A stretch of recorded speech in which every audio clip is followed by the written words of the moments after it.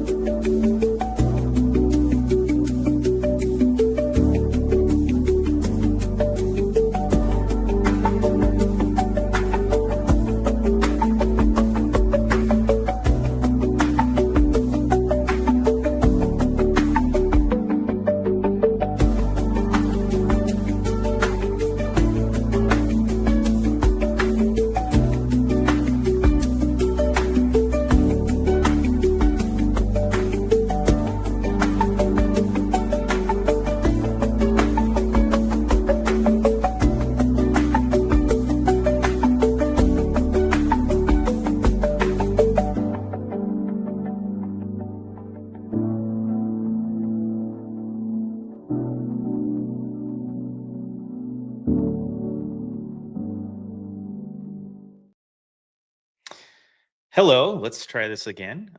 Good afternoon, everyone. Hopefully, trading went well for you today. I unfortunately don't have much time to trade because I get caught up in the day to day of this new company that we launched. So we'll give everybody a little bit of time to go ahead and jump in the stream, and then we'll kick it off. Hello, Chandler. Hello, Jeff. Afternoon, everyone. So today's topic is super important. I think a lot of people gloss over this topic. It's the psychology, how well you control yourself, and a lot of times traders will find an edge in the market, and normally what's in their way, their hurdle, so to say, is going to be themselves, right? There's very little accountability in trading, and generally, when traders start struggling, they use that energy to place blame anywhere they can find it. As far as like, oh, it's executions weren't great, or this wasn't great, or that wasn't great, or my platform, or this or that, and they're generally looking to place blame outside of themselves because it's a lot easier to blame things outside of your power, right? The market got me, a market maker got in the way or whatever, right? That's just trading.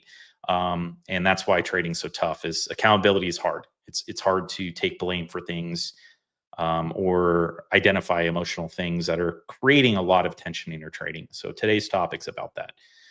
We'll wait a little bit more. Hello, Brandon. Oh, I know Brandon. Hey, Lucky Aces, uh, Zakira, Anish, a lot of people. New faces. I haven't seen everybody in here.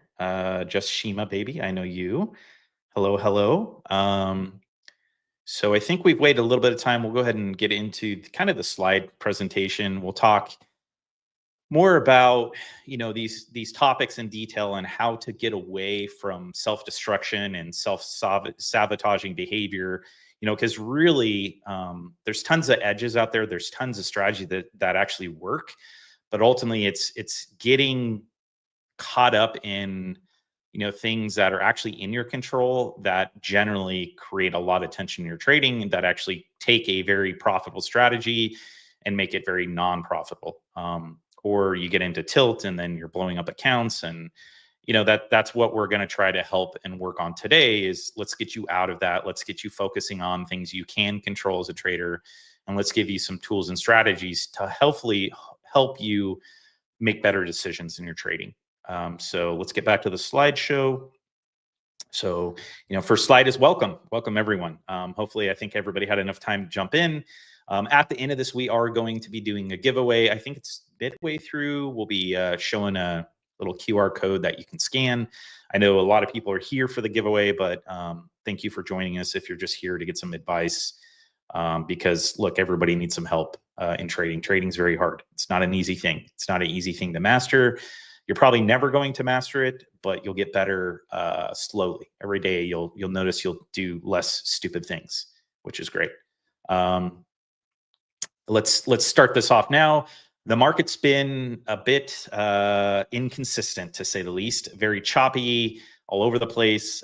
Generally, when you have uncertainty in the market, you're going to get more of this chop, more of this like nothing's really working. It's just a mess, right? Because no one really has a clear direction of what's going on with the market. And when you have a ton of uncertainty, especially with politics and people tweeting, the president tweeting stuff. It can impact the market. You got to realize that's headline risk, and you got to adjust your sizing and risk that you're taking per trade appropriately for these conditions. So hopefully nobody's really taking any big hits this week. Hopefully everybody has that in mind and have been controlling the risk appropriately. Never master. Yeah. So, you never master the market. Best way, you'll never master the market. You're just basically continue to get better and better and better. And you'll notice you do less and less stupid stuff. I mean, that's the reality of it. And you'll get better at controlling, some of the emotions. So this week, and we're going to be talking about those emotions. Last week, we kind of put out this challenge before you do any trading, please do your check-in each day. And what's funny is I continue to preach this, but then I get approached by people that actually struggled a little bit, where maybe they had an argument with their family or their brother, and then they decided to trade the next day and didn't realize there was residual emotions that were left behind. And when you have these emotions that impact your decision making, like I had a pretty rough morning, like all kinds of stuff going on, and we had an individual that did some unethical things, and there's two sides to every story, but they felt they were wrong, we felt we were in the wrong, but it caused extra tension. And in essence, if I were to trade today, that would definitely be at the forefront of my thought process for trading, right? Because I did have some emotions that came in unrelated to trading that absolutely would have impacted my trading day. So in reality, I probably would have sat out today if I actually had time to trade. Because look, that emotional baggage will carry over. So hopefully people did the emotional check-in each day. This is super important because you want to have like a baseline for how you're feeling, how those emotions are impacting your trading. Because if you're not doing this, then you're not being self-aware. And before you know it, you're getting caught in maybe a bad trade. And then that bad trade on its own probably wouldn't have been too bad, but you let that trade happen one, and then that spirals into additional bad trades, which then spirals into maybe hitting your daily loss on the day, or worst case, blowing up your account. And I think a lot of people get away from the fact that, like, look, the assessments are only one part of the bigger journey of trading. It's great to get past an assessment, but our goal here is to get you to be in the zone of knowing that it's not just the assessment, right? The assessment's just one step. And to have long-term success, you need to figure out how to keep your emotions in check and identify, things before they happen, almost like a trend before it happens. You've got to be able to identify those key nuanced signals in your body to stop yourself before you do something not very smart, or you do something that jeopardizes your account and put on too much risk and all these other things. And generally, once you're in the midst of those bad decisions, you're not going to be able to control it once you're in it. So having a good baseline each day is super critical.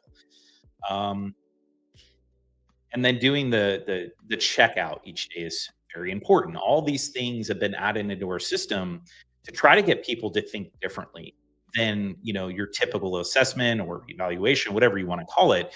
Generally, those things that they're doing are more, most of these other firms anyways, are more geared towards trying to get you to risk too much on the account, giving you too much leverage. It's not at the benefit of the trader, it's at the benefit of the company, because more evaluations that you buy, more resets that you do, it's getting them more money. Right? And you got to realize that is like, yeah, you can reset it 15 times and then pass the assessment, but what have you really gained by doing that, right? That's why we're really trying to push consistency and slowing people down, taking less size than you actually think you need to do, and actually thinking about risk in an entirely different way than most people think about risk, because they've been taught these behaviors through assessments, through evaluations, through other company. They've been taught to over risk. They've been taught to gamble on accounts so they can get through and then get a payout. It's like, well, that's great short term, but long term, you're never going to find long term consistency in the market. And that is what we're trying to do. If anything else than that, use our tooling to find some consistency in yourself and how you trade, because then your trading strategy will actually become a lot more profitable. Um, as this slide says, trading isn't just about having a great strategy. I can give everybody a strategy right now that has a very high expectancy. It's 42% win rate. That's pretty low for some people, but it's a 5 hour return. Great strategy. However, not everybody's going to be able to trade that because you're going to have to accept loss. And that's one major thing that people have a hard time doing, is accepting loss. Um, Even if you have everything and you have solid risk management, all it takes is one day without a stop loss or without safety rails, right, to blow that account. And that's kind of what most of these firms prey upon, is they're hoping you lose control of yourself and blow your account. And that's why they're happy to give you no DLL. That's why they're happy to give you way too much leverage, because they know and they're preying upon the fact that you're going to blow the account, right? They're preying upon the fact that you're going to lose control and do something silly, because there's no accountability other than to yourself. And trying to be accountable to yourself once you're very emotionally charged and you have a bunch of emotional baggage is near impossible. You're going to blow that account. I've been there. I know everybody in this room's probably been there. And they prey upon that. And that's what we're trying to cement in people's head is look outside of just the assessment. Look at the longer term goals that you should be setting and use our tools to do that, because that's our real edge. Our edge that we're providing to people is our tooling, not the assessment.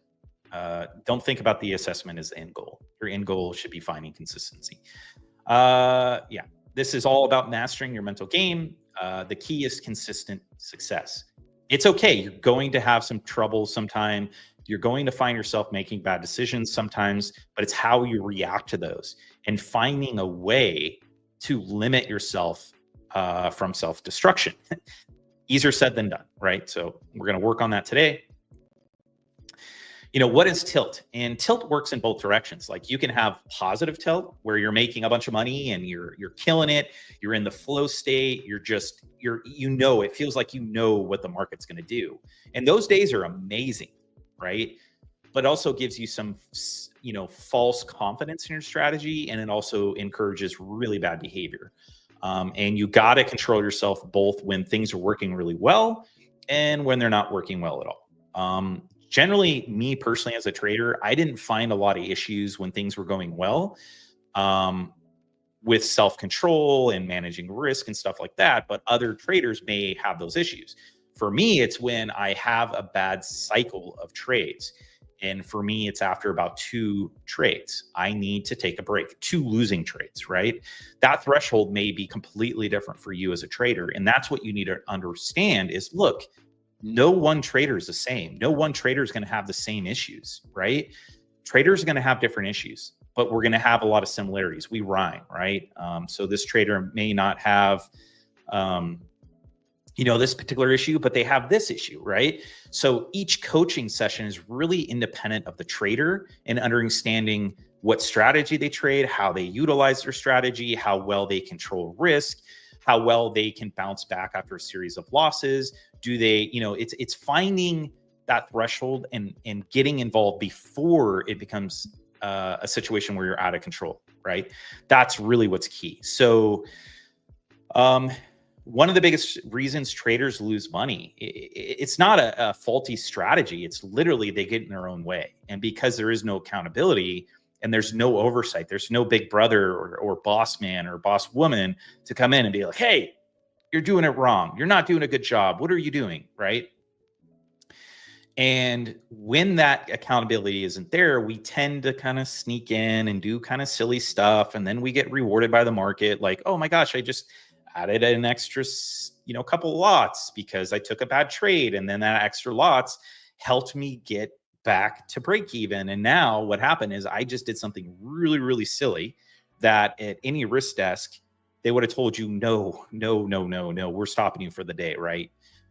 But with very limited oversight, you'll do that, and then the market will reward you by giving you a big fat stack of P&L, right? So now you're getting confirmation, positive reassurance on really bad behaviors, and that's where being very in tune with yourself and doing check-ins and really keeping yourself grounded and centered is what is super critical. And a lot of, nobody else is doing that. I don't think anybody else is really trying to instill good behaviors, a good foundation, because it would probably be against their business model. They want you to reset. They want you to do this. They want you to over leverage. They want you to take too many trades. They want you to reset multiple times in a day, right? Because the end goal isn't to get you to pass an assessment and get you to live brokerage. Our end goal is like, look, don't think about the assessment so much. Like, passing the assessment is only one step. The bigger context of everything you're trying to do is passing the assessment and then getting into a brokerage account, and not just getting to the brokerage account, but finding long-term success. And that's what we want for our traders. We want you to be in the brokerage account. We want you to be in there and continue to grow and get better. And, if you got a hiccup, it's okay. We'll bounce back. We'll provide you some help or some coaching or something like that. Right. So, this really doesn't get talked a lot about, the psychology of it enough anyways. And it's definitely not at the forefront of most profitable funding firms, because look, it's in their interest to have you fail. It's in their interest to have you reset. And I know I've said it over and over, but hopefully people are starting to understand we're trying to approach things differently. Not everybody's going to understand why we're doing what we're doing, but I can tell you the systems we're utilizing are through all the different education we've gone through. It's through our own trials and tributes as traders. We understand what it takes to be a successful trader. And let's move on to the next. Why do traders tilt? It's losing streaks. It's, a series of trades in a row that are bad, right? It's revenge trading. It's FOMO trading. It's that fear of missing out. It's all those things that create this condition. And it's not any one thing. Sometimes it's usually a multitude of, it adds up, it compounds, right? It's like a compounding interest of bad stuff. And once you get to a certain threshold, you kind of expend your capital as a trader emotionally to control, your trading. And once you get to that point, it's all games off, and you're going to probably do really stupid stuff, and you're going to lose your account, or you're going to hit your DLL. And then you're no longer a trader. You're pretty much trading emotionally, and that logical thought process it's out the window. It's gone.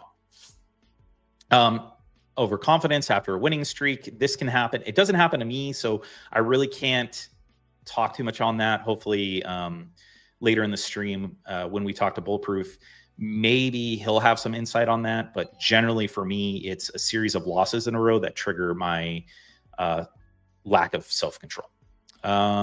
Feeling a need to, you're skipping, feeling the need to make back losses. This is a huge one.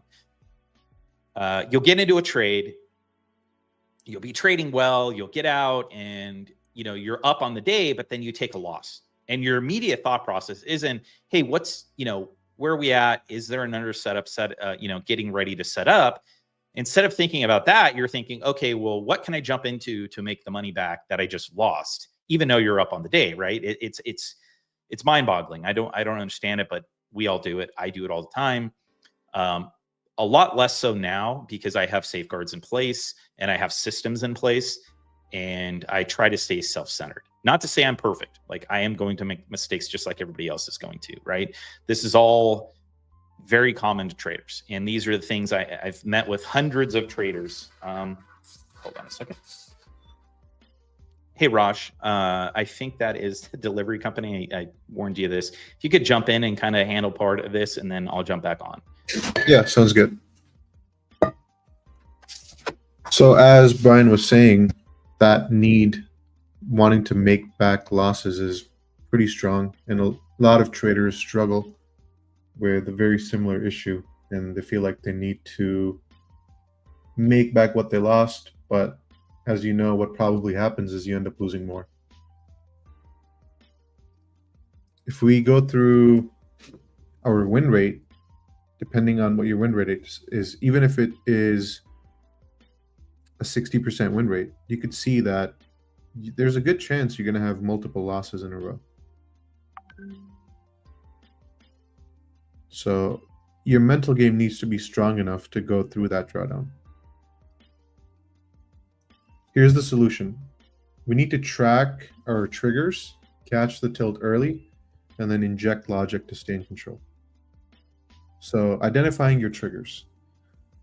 Every one of you has slightly different triggers, and you need to start tracking them like you track the market.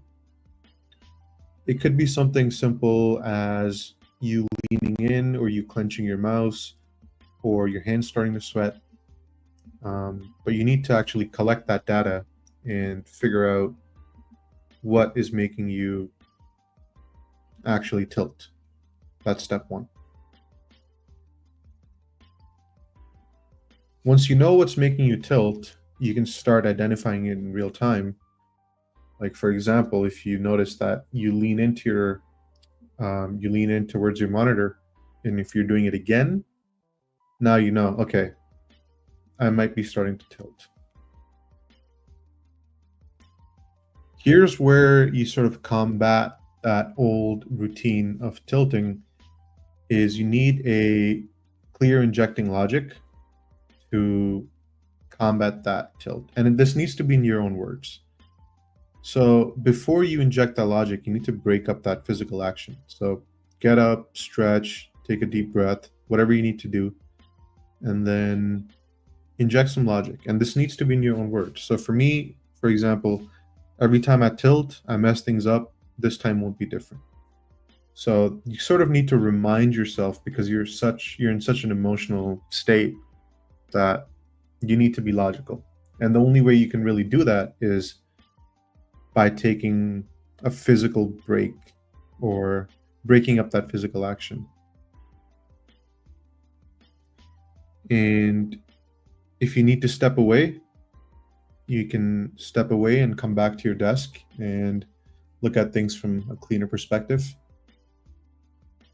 The best thing you can do is stop yourself before you tilt, because once you started and once you're just taking random trades, it's incredibly hard to stop. So it's important to have a system in place for understanding yourself. Almost like you track the markets, you need to start tracking yourself and see things in the horizon that, oh, I took 2 losses in a row. I might tilt, stuff like that. So I'm going to post the giveaway link in the chat, or you can scan that QR code. And we're going to have the wheel spin at the end of the stream. But for now, we're going to bring on Bullproof. So let's bring on Bullproof. Hello, hello. Hey guys, thanks for having me on. Yeah, it's our pleasure. So do you want to just introduce yourself to people who might not know who you are? Yeah, so I'm Bullproof trader. Like maybe some of you guys know me from Twitter or X. My name there is Bullproof trader. I'm trading for about 3 years. And last year I created my X account to share my journey to help traders in their trading. And one big thing I always preach about is the psychology and the mental part of trading, because for me, this was always the hardest part to master. And now I'm trying to help others master themselves. So things you guys talk about, especially today, about guilt, is something I think everyone went through and goes through. And it's one of the things you have to master. If you don't master guilt, if you don't master your emotions, you will honestly never succeed in trading, because you can get lucky, make some money, but in the end you will lose it and maybe even lose more. Right. Yeah, that's exactly right. What was your biggest struggle? Like my biggest struggle was, to be honest, the whole body part psychology, because I think it's not a strategy that it's hard, because nowadays there are so many ways to learn a strategy, to learn different models. Like you can go on YouTube, learn something for free, but you can learn the best model, the best strategy, but without the right psychology, you won't succeed. And when I came into trading, I come from a sports background, like I did bodybuilding, and I am a really disciplined person. But trading is honestly a different ballgame. Like you're having issues that people in their normal lives, let's say, never face really, because if you have a job or something, you don't see money going up and down. You don't see the market doing things you can't expect, like Brian already told with politics and things like that. The market does whatever it wants, and you can't control it. So if you can't control yourself, and then the market, does random things, you will never like become profitable in a way. Yeah, exactly. So I think a similar theme I've noticed is a lot of traders think they're unique with these issues, but many traders are struggling with similar issues of tilting. And the first time that I found out about tilting and it even being defined, I was like, wow, other people are struggling with the same thing. So it's important to know that you're not alone, and this is a very normal human problem, and you sort of need to adapt and learn a way to manage your emotions, because trading successfully is not a very natural thing. Like, you need to be sort of unnatural to behave in this manner. Yeah, 100%. Like when I started trading, I did not have any social media. Like I stumbled upon it on YouTube. Um, and so I started trading on my own, and once I came to social media, first off, you see everyone with success. You think everyone, makes trading work right away. Mhm. But if you look closely, and if you write with people and are connected with people, everyone goes through the same. Like everyone has the struggles. No one wakes up and makes money in the markets, and if they do, it's usually the beginner's luck that some of us experience. But sooner than later, you must face yourself in order to grow and in order to succeed. And the ones who do that, they are the ones who make it at the end. But the majority never faces themselves, never takes like a real look in the mirror and writes down what they're doing wrong and Mhm. changes that. So, as Brian also said, you have to control yourself, and you must face yourself. And if you don't change anything, you will always be at the same spot, or it will get worse, and you will lose more and more and more money. Yeah, absolutely. And you're in a different position than most people, and I think that people that succeed most in trading are going to be professional athletes or D1 athletes or people that are understanding of like what it takes to consistently get better at something, right? It requires a lot of dedication, and it's a lot of hard work.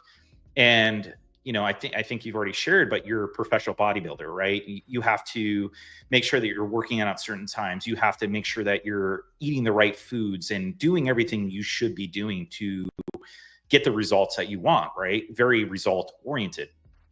And that's kind of where trading kind of throws you a weird curveball, because look, a lot of times you can be putting in all the work. You can be trading perfectly, right? You're following your risk, you're taking every single trade that you should be taking. And the market comes along and says, well, you're not going to make any money today. You're actually going to lose money, even though you did everything you were supposed to do. That's right. So like bodybuilding, you could eat all the best food and doing your lifting routines and do everything you should be doing. And at least, maybe you don't notice it like every time, but at least you're seeing growth in your body. You're seeing the results. Where in trading, you don't necessarily get to see the results of all your hard work, right? Because you're so result oriented regarding to the P&L, right? You're expecting to see results on your P&L, and that's just not trading. Sometimes you can trade perfectly and you have a bad P&L, and then other times you can trade like a dum-dum and then make a bunch of money, right? And it's so weird because it's reinforcing bad habits. It's so tough. So kind of going back to, how you became, successful in trading, consistent in trading. Do you have any pointers? Do you have any tips for people as far as like, what did you find that worked for you? How did you find a way forward where, at least in bodybuilding, you found a lot of success, and, you know, it didn't necessarily translate probably right away in trading, but what did you find that actually works for you in trading? What strategies do you employ to ensure that you have good self-control? Yeah, so as you already said, I'm coming from the background of bodybuilding. Like I did bodybuilding when I was around 19, 20, 21 years old. I started training from a young age, and then I basically won like every competition I did right away, which was another thing which didn't benefit me in trading because I found success right away with bodybuilding. And with bodybuilding, you have a coach usually, you have your diet, you have your training, and usually what you put in, you get out. So if I cheat, of course, I won't get the results I need in my diet, and if I don't train the way I should, I also won't see the results. The harder I train and the better my diet is, the better results I get.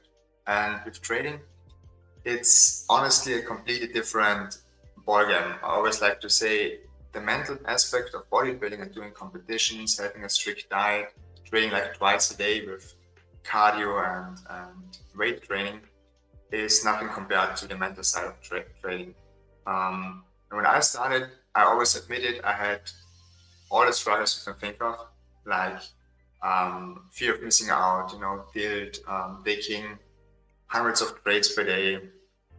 And basically what it all comes down to was not having really someone who helped me, which is kind of hard in trading because sometimes you have to figure things out for yourself. But maybe having a mentor and having someone you can look up to and who tells you what not to do and what the person also went through is, I think, a big step. But in my case, I went through it alone. And in my first, let's say, 1 or 2 years, I basically never moved forward. Like I did all the mistakes you could think of, and it all came back to not having a strategy. It was the first thing. Like I jumped from strategy to strategy because once you experience a few losses back to back, you usually think, okay, the strategy is not working. There is something better out there. And then you jump to the next one, and to the next one. You always think it's the strategy that's not working, but in reality, it's you. And once I figured that out, I also figured some kind of strategy out. I tried to stay consistent. And one big thing that helped me, and I always tell this to people who write me or who connect with me, I always tell them to only take one setup a day, like one trade a day. That is like all you can do. I know it's hard because there's no one, as you also said, like looking over your shoulder. There is no boss who is yelling at you or something. But taking one trade a day like really builds the discipline. And even if you have a loss, logging out with a red day is, I think, something many can't do. Many people struggle with. And with one trade a day, it really builds the discipline. And then, I did it for a few months. And once I could manage myself, I decided what I'm also doing now is to give myself still just 2 trades per day. That's it.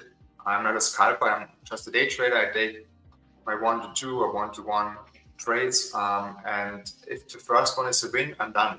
I don't care how much this win was. All that matters is that I followed my strategy. And if it's a win, I'm done. If it's a loss, I usually give myself another opportunity in the market. But then, of course, if it's no matter the outcome of the next trade, I'm done. So 2 trades, I limit myself. I also have, of course, a daily loss limit that I don't want to go over. And having such things in place is what really helped me to find consistency in the market. And if I wouldn't have done that, I think I would still be struggling because you always see setups happening. You always see the market is open, especially the futures market. It's open almost 24 hours. You can trade whenever you want, and really limiting yourself to, let's say, one session. I only trade New York AM session, then only having 1 or 2 trades. It all limits yourself to such a small amount that you likely can't really fuck up, other than if you don't stick to your rules. And that's the thing with trading, is it's very freeing. And I think people get into trading because of that, right? They're like, hey, I'm my own boss. I have all this freedom, and it's as simple as clicking a button to make money. That's great. And people get so hyper focused on the end result, right? Yeah. Which is the P&L. And it's such the wrong metric to look at, right? And then they feel like if they're not trading, they're not doing any work. And if they're not trading, they're not, giving themselves enough energy and effort into it. And it's like, no. Less is more in trading. And you really have to get really focused, not on the end result, but on the process. Because as a trader, I don't care who you are as a trader, you're going to have losses. And it's just part of the strategy. It's just part of what trading is. Just like think of yourself as a casino, right? A casino is not going to kick a guy out because he had one lucky windfall at the table or at a slot machine, right? No, they understand it's in the numbers, and they don't control, when that stuff happens. Just like as a trader, you don't control the outcome of a trade, right? I don't care if you're a trading savant. You don't know where the trade's going to go, and that's okay. You got to lose that desire to control every outcome of the trade. And you have to realize that, look, you're going to have losers, and that is part of your system. And you're going to have losing days, sometimes multiple losing days. But ultimately, your goal as a trader, what you actually control is your risk. If you follow your plan, if you're controlling your emotions before they get out of hand, those are the things you're actually able to control as a trader, not the outcome.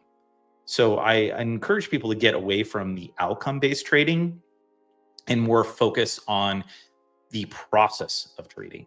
And your results will be what they are based on how well the strategy is. And then for you, you mentioned this, and this is so common. Like I did it too. You find a strategy, and immediately, the first time it doesn't work for a day or two, you're like, oh my gosh, I need to go find another strategy. So you jump onto another strategy. It works for a couple of days and then it stops working. And then you're like, oh my gosh, I need to go jump in, find another strategy. And you basically strategy hop, thinking you're going to find some magic strategy that's never going to lose, that's going to allow you to win every single day. And it's like, that's not trading. It's just the difference between good traders and bad traders is bad traders think they're going to find perfection in an imperfect market, and they're going to be able to find some strategy that lets them never lose, and they're never going to have a losing trade. And then good traders they understand, like, the market's random. You're going to have losing days, and they're able to walk away on those losing days knowing that, like, look, I protected my capital that day, and that's all I can do. And they're allowing themselves to be basically vulnerable enough to have losses and then come back and have another good day, right? Because generally what happens is when you find yourself in bad trades on any one day, you compound the issue by trading more, by pushing harder, by trying to work yourself out of that bad drawdown. And all you do is just make the issue worse. You blow up the account instead of just walking away $200, $300 down a day because you're so hyper focused on one day instead of the larger subset of thousands of trades, right? That's the important part. So let's jump into some questions now. If anybody has questions for you, and then let's get the giveaway going, and then we can jump back into some questions. Hi, how to step away from trading. I already start with profit in with loss due to over trading long hours. Yeah. So understand trading.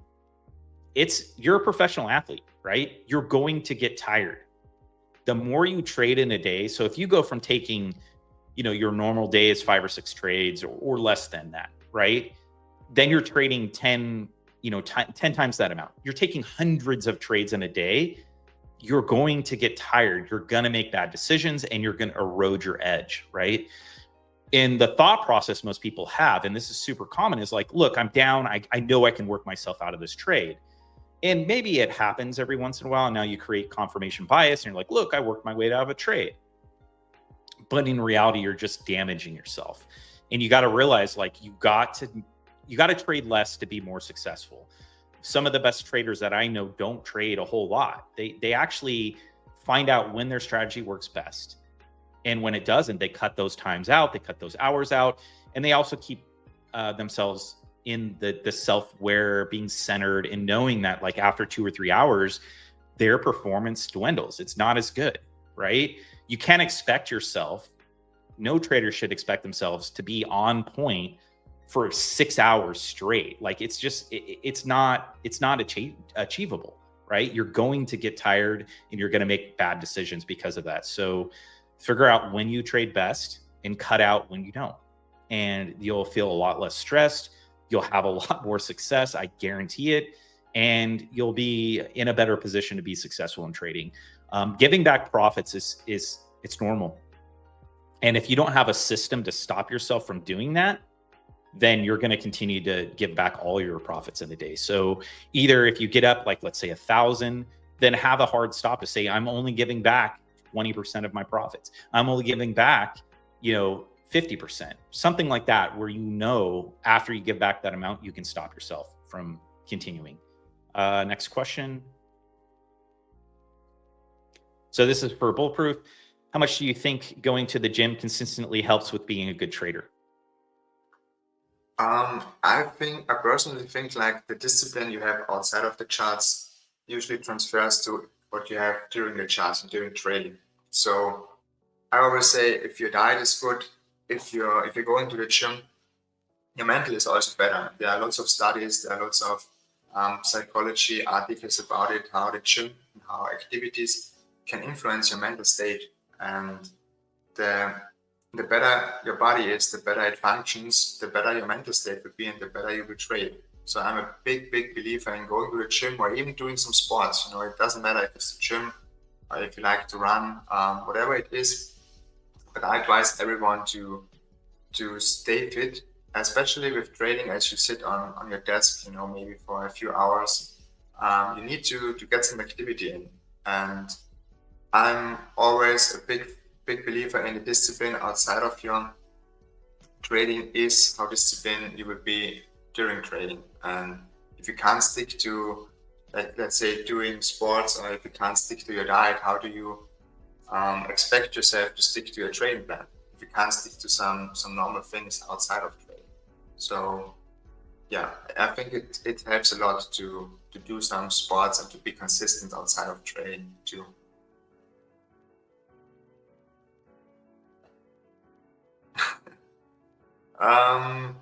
Hard to say.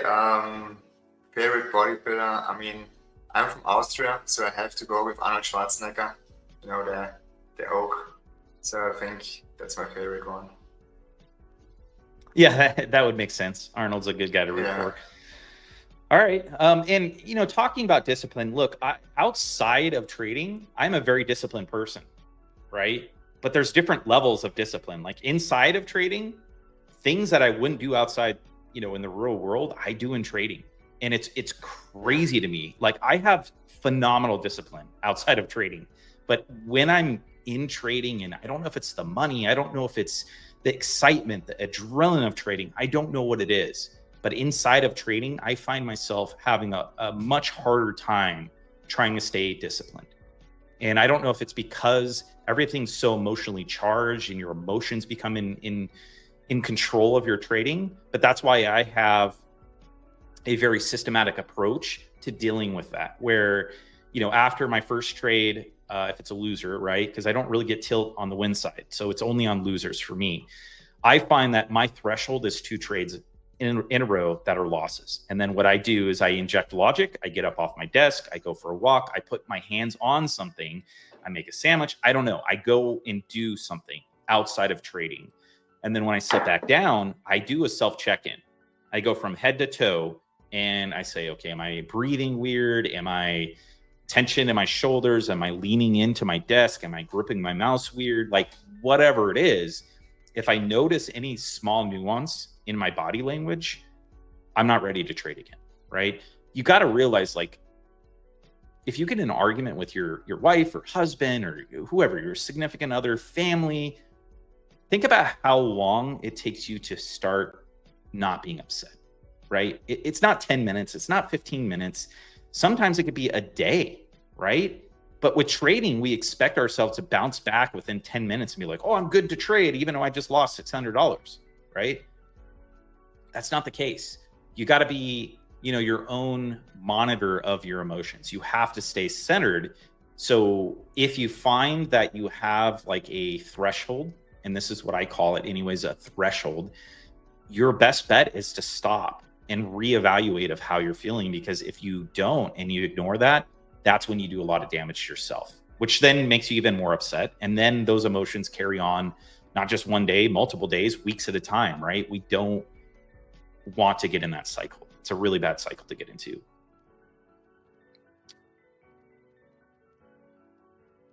Yeah, so Jashima baby, I realized it was my size, too much risk was holding me back from nailing my setup. I like scaling in, but was stuck on the rush to mini aspect, thankfully.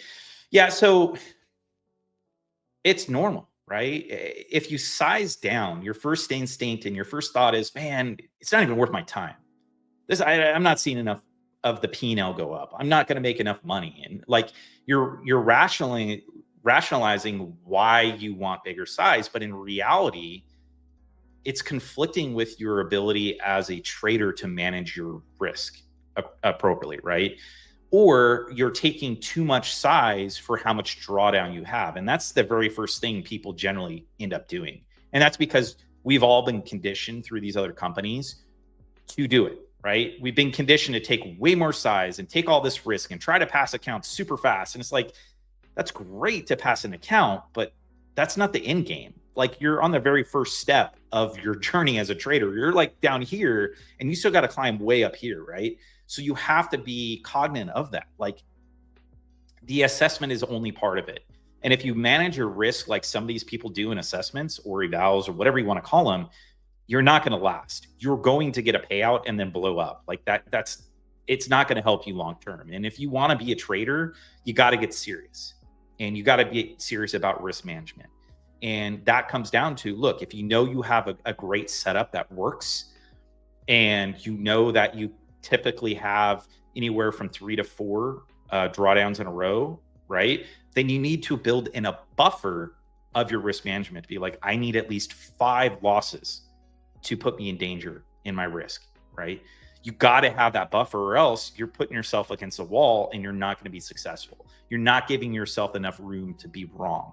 And that is worse than gambling and trying to take too much size. You got to give yourself enough room, or else you're going to impact your trading. So it's all thought process. You got to work backwards and use risk management as a good tool to figure out where you need to be. So this is me, this is a question for me too, because look, when I first started, I was like a scalper, and I started probably in the worst area. I started in pump and dump stocks. I was trading and learned from, what's his name? Ross Cameron. And I got taught all the wrong things, right? I read all the right things and read books and got education, 1% of your total account, And what I learned from Ross Cameron was, he doesn't really have a strategy. I think his main strategy is first and second pullbacks. But in reality, Ross Cameron trades his traders, meaning he'll say, oh, I'm jumping into this, guys. And then you'll literally see extra liquidity get in behind him and push price higher because all of his class members are jumping in behind him, creating liquidity to push price higher. Then he goes, oh, I didn't like what I saw. And he jumps out of the trade. And guess what? You're left holding the bag because now you're trying to get out of the trade. He's already used your liquidity to get out, and now he's made money. So he has his own following. He has his own liquidity pocket that follows him around. That's what I learned from him. And then you have dark pools and all these other things. Not to say you can't make money in equities, but with futures trading, I got back on track. And Josh and I kind of found each other at the same time. And we realized like, no, this is the complete wrong way to approach trading. And then we started focusing on risk and back testing and all these things. And that's where we found success. And then we worked with other traders that were successful. And the commonalities of those traders are risk management, journaling. All the stuff you don't want to do is the stuff that actually helps you in trading. And if you don't know what you're trading or what style fits you, then my recommendation is absolutely do not sign up for an assessment anywhere, us or anywhere else. Because at this point, you're feeling around in the dark. And the reality is you're never going to know where you're at as a trader until you take all risk off the table and figure out what melds well with your psychology. So for me, I started as like this ultra scalper. Then I transitioned into this longer hold time intraday trader. And what I found is Scalping's great. I love it. It feels like a video game, but over scalping is also bad. And then for me, longer hold times creates a lot of tension in my trading. So what I found is it's kind of a mix of both, where I look at higher time frames and I have a framework that I look off of, and then I scalp as my entry. And then I only give myself 2 scalps of losses in a row before I call it quits, at least for a short time period. But I didn't find that, I didn't settle into a meld of those 2 type of styles until I traded different systems. And you got to do it in a controlled environment where you don't have money on the line, so you can figure out when money is actually impacting your psychology and figuring out what's the best fit for you. So it's process of trial and error. Unfortunately, I don't have a quick shakedown of how you can identify what's going to fit you best. My suggestion is doing a practice account. Yeah. So here's the thing. DCA can be beneficial, but in most cases, it's going to get you into tilt because you're DCAing and controlling risk in a very loose way that when it works, it's great. But in most cases, when it doesn't work, it's going to put you against the wall. And then that DCA is going to just create extra tension and create a condition where you lose a lot more money than you wanted to, lose, right? So normally, let's say you risk like 2 contracts, and then with DCAing, you go up to 5. And all you've done is increase your risk and reward, right? So if it goes in your favor, it's great. It gets you out of that situation. But in reality, if DCAing isn't part of your back-tested strategy, you should not be DCAing. Additionally, most people, when they DCA, and this is dollar cost averaging or adding in for people that don't know what DCA is, you're hurting yourself, right? If you don't have a clear idea of where you should add in, and this should be some systematic approach, meaning you're using VWAP deviations, you're using Keltner channels, or bands, whatever you're using. It should be or ATR, it should be a very clear methodology saying, okay, my initial entry is here. I then wait half the ATR to add another position, right? Another lot. But that's got to be predetermined, meaning your first entry is at a quarter of your risk. Your next entry is another half of your risk, meaning you have 1/4 of risk left before you're completely stuck down on the position. That's not how generally people are actually managing risk or DCAing. They're doing it the wrong way. They're basically adding in until they're right. And even if and this is a great test, go into a simulated account where you can basically take unlimited size and turn yourself loose. Basically let yourself add and add and add and add until you're right, and you're still going to be wrong. And I've done this practice in the past just to prove myself this is not going to work. And I gave myself $2 million worth of money to do this, and I still lost money. Because DCAing in an uncontrolled manner where you're just adding when you feel like you should add is not a strategy. You got to work it into your backtesting and have a clear methodology for how you add. And that should be through some metric that is based on volatility, like ATR, VWAP, something like that. And that's the way you do it, if you're going to do it.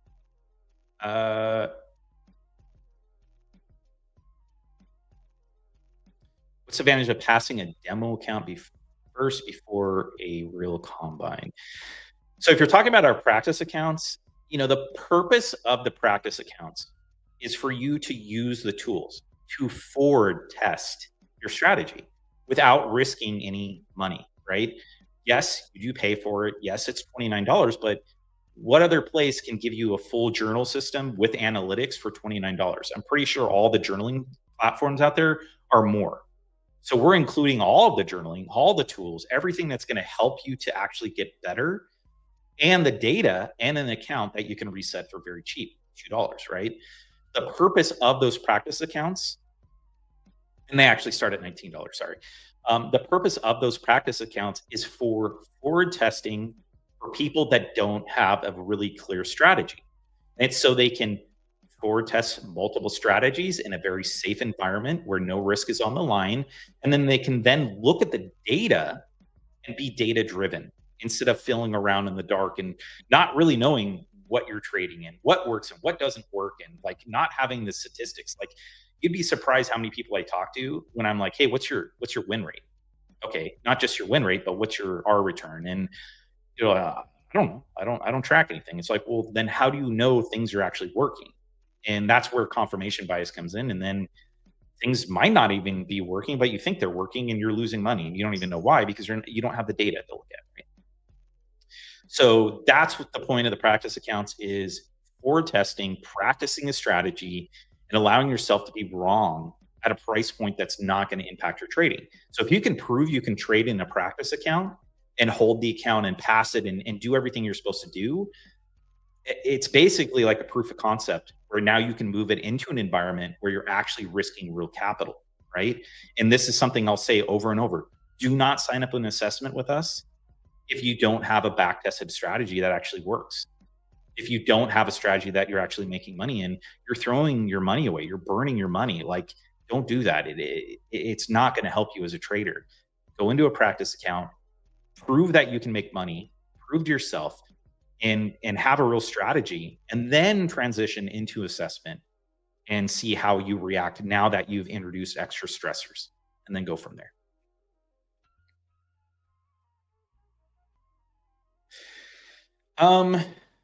Trading myths and bad advice that lead to tilt, DCAing, adding into positions that you shouldn't be adding into because you're trying to recover from the trade, trading outside of your comfort zone, trading beyond the first couple hours, trading randomness, meaning you're just kind of jumping into trades, not necessarily on a setup, but maybe on a trigger. Like one of my triggers is a reload on the bid or ask, right? That's a trigger. That's not a strategy. And if you trade all triggers, you're not going to find any consistency. You got to have a framework. You got to have something that stays consistent, or else you're going to lead into tilt. And tilt can rear its head any way it wants.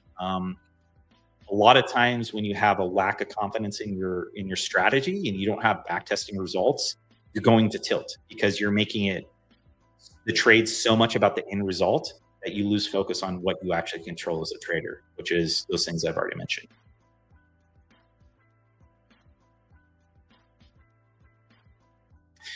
Yeah, over scalping, yeah, it will kill you because you're scalping triggers instead of the actual setup. And generally, you have to understand, the more you expose yourself to the market, the more you're going to be impacted by the noise of the market. The market is very random.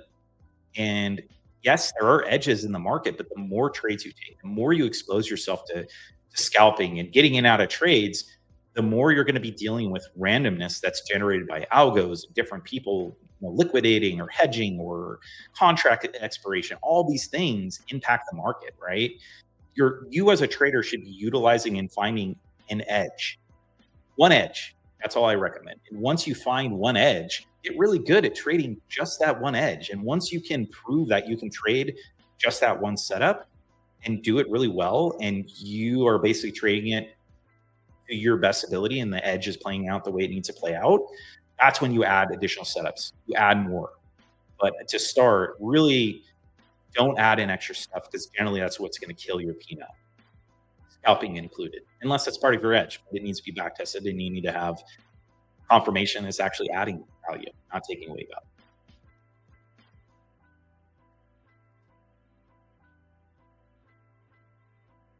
Yeah, so burnout is real. Trading is no different than a workplace job. You get in a fight with a coworker, you're going to have some extra tension there, right? If you spend 5 hours on the computer typing out a report or typing out, a presentation or building something, you're going to be exhausted. And trading's even worse because you are hyper focused when you're trading, right? You are like in it. It's like a video game to some people, right? And that's where you're going to get sucked in. And that's where you think you're doing more by trading more, but in reality, you're just hurting yourself. You need to take it back, realize that you have a threshold where you're very optimal and you perform very well. And outside of that time period, and once you push yourself too far, you're going to become exhausted and you're going to trade more poorly. And you can track that through data. Like, use our journaling, use our analytics to actually see your deterioration of performance, right? Through data. Prove it yourself. That's the best way to do it. I think psychology is one of the biggest parts of trading. So it looks weird, but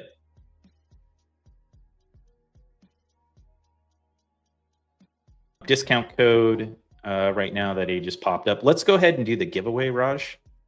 I know people have all been here very patiently. We got 64 people watching right now. Thank you for everybody that spent time. We're at an hour mark. I like to do the giveaway right around an hour if we can. So let's do that, and then we'll dig into a little bit more of some other topics.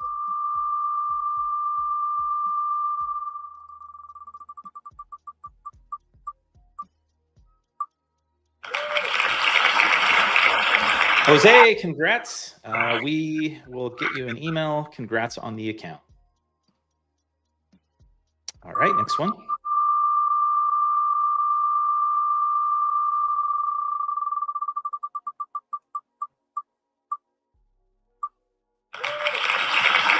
Mohammed, congratulations. Awesome, awesome, awesome.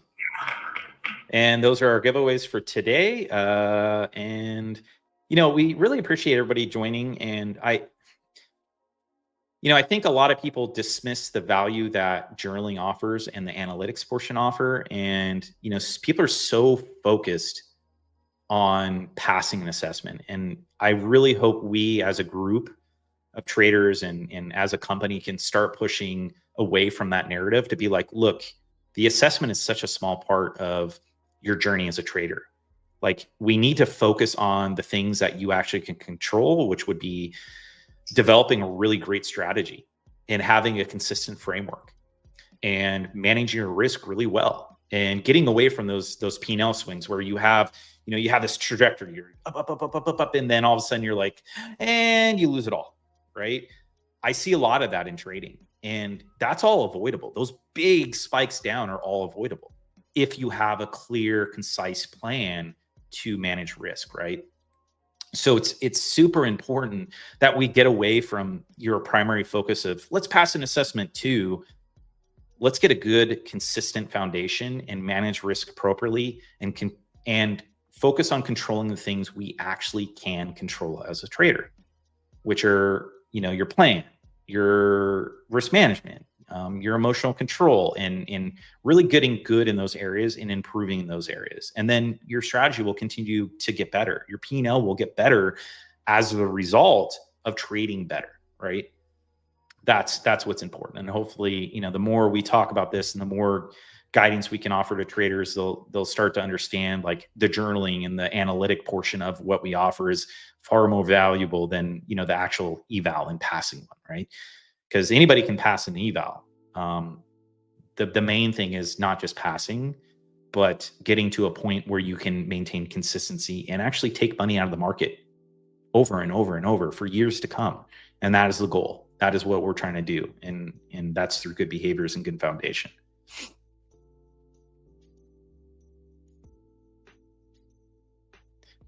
Yeah, absolutely. So look, if you're just starting out your journey, you have no business thinking about how much money you can make or how, setting a clear daily profit goal or something like that. Because look, then your focus is completely on the wrong component, right? Your focus is on the P&L. You don't control the P&L as a trader, right? You don't. That's the reality of it. You as a trader should be focused on, did I execute where I was supposed to execute, right? Did I get in where I was supposed to get in? Did I hesitate? Did I feel FOMO and get in too early? Then you look at, okay, well, as a trader, did I manage my risk well? Did I do the correct calculation for this stop? So if you got a 2-point stop and you want to risk $300 or $200, whatever you're trying to risk, did I do the math right? Right? That's another thing you can control. Once in the trade, did I follow a plan? Did I execute based on the triggers as well as a framework that I had predetermined? Or am I in this trade randomly, right? And then once you're in the trade, now it's up to you to manage the trade. And what I mean by manage that is not mismanage the trade, but manage it the way you back tested the trade, right? Because look, if you back tested the trade and it's all or nothing during the back testing, meaning either you hit stop or you hit profit target, but now you're trading it and it's such a weird way that you're like, no. Once I get into a little bit of profit, I set a stop loss and then I wait for it to go to target. Well, guess what? You just completely messed up the strategy you back tested, and now you're changing on the fly because you're having an issue managing the trade, right? That's a psychology issue. So that really comes down to, because you're trying to avoid losing, and that's not a good way to look at it. So what I would recommend is do not look at the dollar amount per trade. Don't look at anything other than risk, right? Your P&L is going to be what it is based on how well your strategy works. And that's got to be the way you back tested the strategy. And if you haven't back tested a strategy, you should not be trading in a live environment. You should not be trading in an assessment where you actually put money up on the line. It's just not a good thing for you to be doing, right? You're risking real capital on something that you hadn't even back tested, or don't even know if it works or not. Like, you don't have to back test, but at least forward test it to know it actually works. Because if not, you're burning money, you're throwing money away, and you're not going to help yourself. And you're going to have a heck of a time controlling your emotions because you're so just loose with how you're doing things, right? So my suggestion for you, if you're still in this discovery period, practice in a test account. Use that as your opportunity to forward test and make sure everything's working. Don't focus on the P&L at all. Ignore the P&L. Disable the P&L. Don't even look at it. Focus on the process and execution of your strategy to the best of your ability. And then your P&L will be what it is. Yeah, once we understand what loss is and how we can handle it, the rest will we handle easily. I wish it was as easy as that, but look, you know, I'm years and years and years into this, and so is Raj, and so is Josh, and so are, you know, all these other traders. Like, you can be trading for years. It never gets easy. It just gets more manageable. And you have to understand that you can say on paper, like I can say, oh yeah, I'm super good with loss. Like, yeah. It doesn't bother me at all. It still bothers me, even to this day, years and years later, right? I know everything. I know all the strategies and all this other cool stuff, but it doesn't change it. You are still going to have those emotional demons that pop up that try to sabotage you. And it does get easier, but it's not ever going to be, simple, or that you're going to get very consistent with it, because you're going to have those things pop up generally. You know, you'll do really well for a couple of weeks, and then something will pop up, and then you'll do bad. It's part of the nature of trading, unfortunately. Yeah, I haven't really leaned into that. What I eat and drink. I guess if you eat, bad food, then yeah, absolutely. Maybe if you drink the night before, and I don't know, if you mean like water and stuff like that, but yeah, you're a professional athlete. You as a trader are a professional athlete. So if you eat really bad food all the time, and you don't get good sleep, and you drink the night before, and then you think you can come in and be on your A game, good luck. You're going to blow up accounts like that. You're going to over risk. You're going to make really bad decisions. You got to consider yourself a professional athlete, and you got to train like one, and you got to approach trading like that. You got to have that mindset. You got to be driven. What else we got?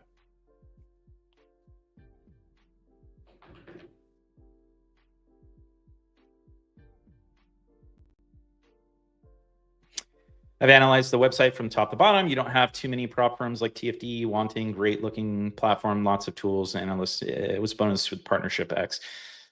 Yeah, when we started and set out on this journey, we came from another firm, it's still successful, very successful firm. We knew what we wanted to bring, like as far as the value we wanted to bring, and we built everything from the ground up with the intention of like, okay, what do we actually want to use, right? And I know it's cliche, like we built tools by traders for traders. It's super cliche, and it's the same thing people say, but it's like, no, let's just build it and let people use it, and then they can say it. So thank you for the positive comment there. But we spent a ton of time, from journaling to the morning check-in, and we've had crazy debates internally, like trying to make sure everything's perfect, and we don't release stuff too soon, and we do everything that's actually beneficial to the traders. And hopefully people are starting to take away that, like, we aren't just evaluations. We aren't just assessments. Like, we're trying to add more to the space than what everybody else is adding. And we're trying to add things that actually help traders, that actually, create and foster growth. And that's what we're doing with our tooling. And we're not done. We're going to keep adding more and more tools and try to add more value everywhere we can. And, you know, the assessment's just one little itty bitty part of what we offer. Yeah, the lock of the platform based on risk parameters is really great. It's all part of Project X. I think Rhythmic just added some new features for lockout. You know, we do have plans in the future to have an entire dashboard for users to lock out and control risk more efficiently. As we're a very small team, we're really trying to make sure that we balance our assets in the right place, and we're trying to build things as quickly as possible. But that's on the horizon, not just for Project X, but for everything we support.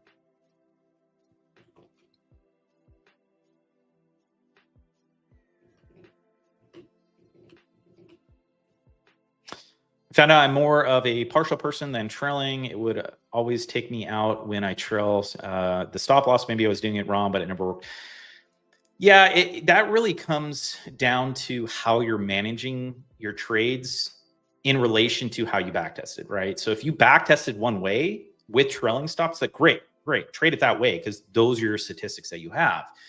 But if you're managing your trade differently than you backtested, then you really don't have clear data for how you should be managing the trade. What you're doing is you're trailing a stop to try to offset the pain you would feel if you took a full loss on the trade, right?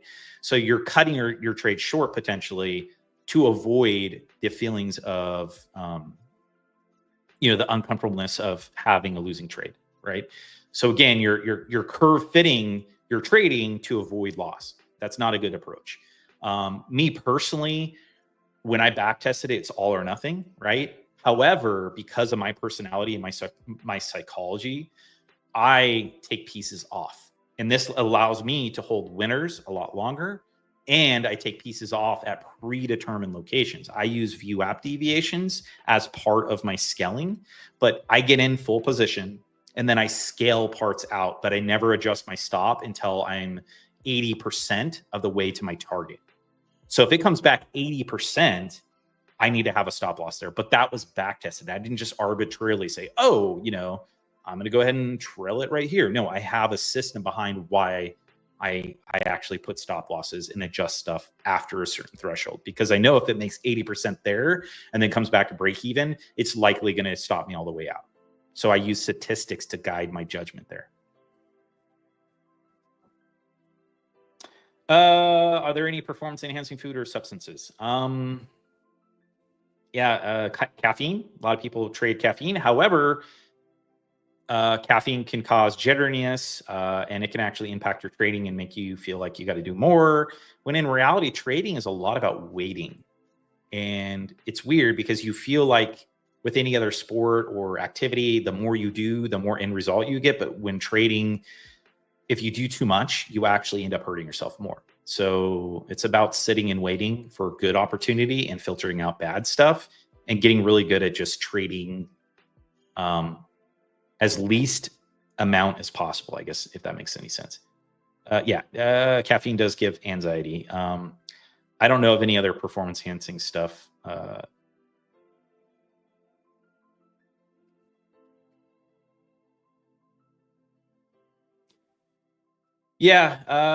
have been able to get from -200 to +400 in a few days, hitting a lot of trades, and this sets bad trait. When I can get away from losing streak, I end up blowing accounts. Yeah. So look, it's great when it's great, right? I can tell you when you're able to DCA or work yourself out of a position, you feel like you conquered something. You conquered the market. I didn't let the market get me. But in reality, all you're doing is cementing really bad habits because you're so fixated on losing or winning that you end up not trading as a trader. You're gambling basically at this point, right? And what happens is because you get positive reassurance on really bad behaviors by going +400%, it's really hard to break that habit.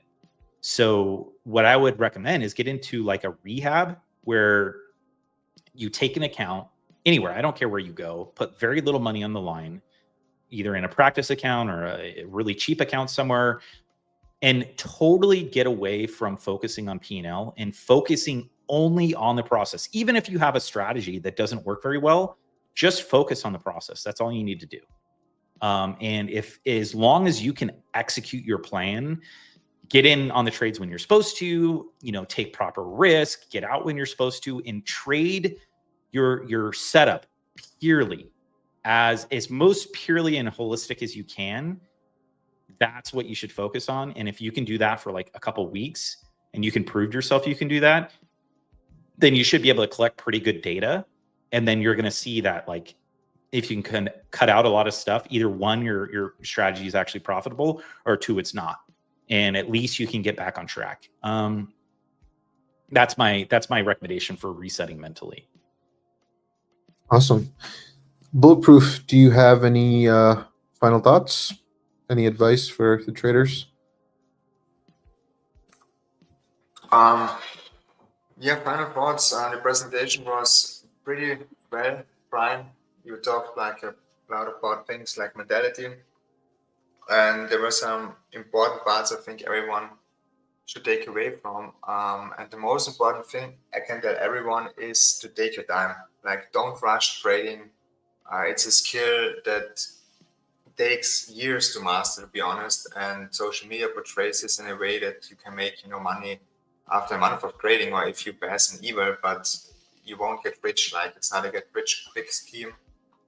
And if you really want to make it in trading, you have to see it in a long-term aspect and take your time with it. Always go with the process. And if you always stick to the rules, if you find a strategy, you master your emotions, you will make money, but it takes time, and you just can't rush it. The more you rush, the more you will lose, and eventually you will quit trading. And that's not what you guys want people to do. And I also don't want people to give up on trading, because eventually, if you master it, it can, provide you with some extra money, or even maybe if you go full time with the job you always wanted. So stick with it and take your time. Awesome. And of course, thanks for having me on, guys. It was nice to talk. Yeah, it was a pleasure. Yeah, thank you so much for your time. Thank you for your input.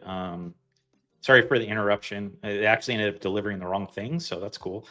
Just adding on to the day of, it's just a bad day. Would have been a really bad day for me to trade, because a lot of these emotions that I'm feeling right now would probably carry over to my trading. Cool. Yeah, as he said, take it slow.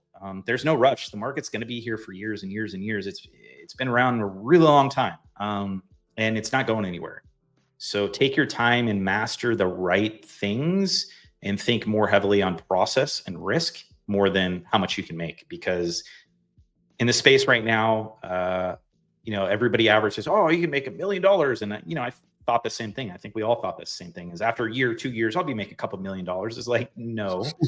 Trading's very hard, and it's especially if you get the wrong education in trading, and if you develop the wrong habits and you get into this gambling mindset, it's really hard to relearn and get the right habits. And it's not a couple months type of thing. You're talking years and years, and it does get easier, but it's still hard.